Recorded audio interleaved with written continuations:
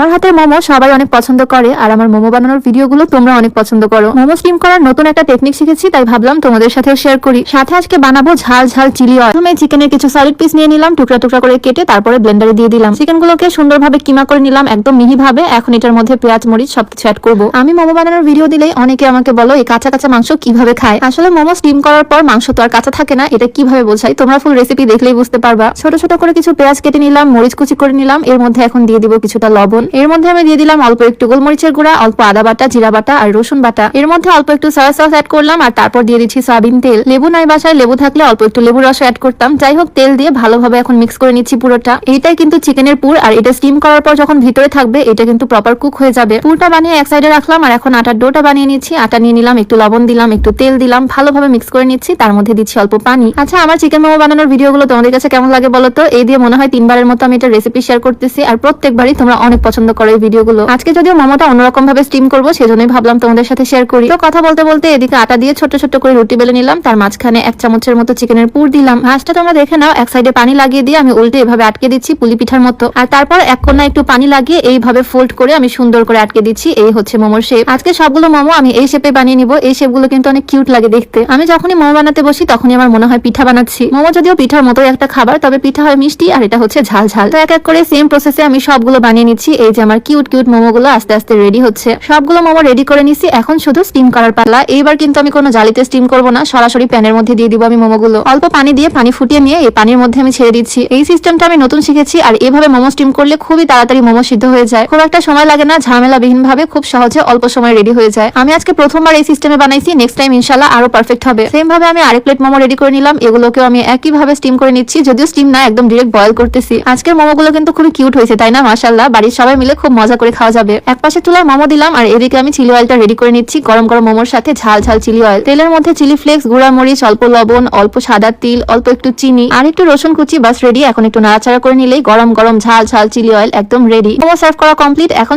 আজকে পর্যন্তই। সবাইকে আল্লাহ হাফেজ, আসসালামু আলাইকুম।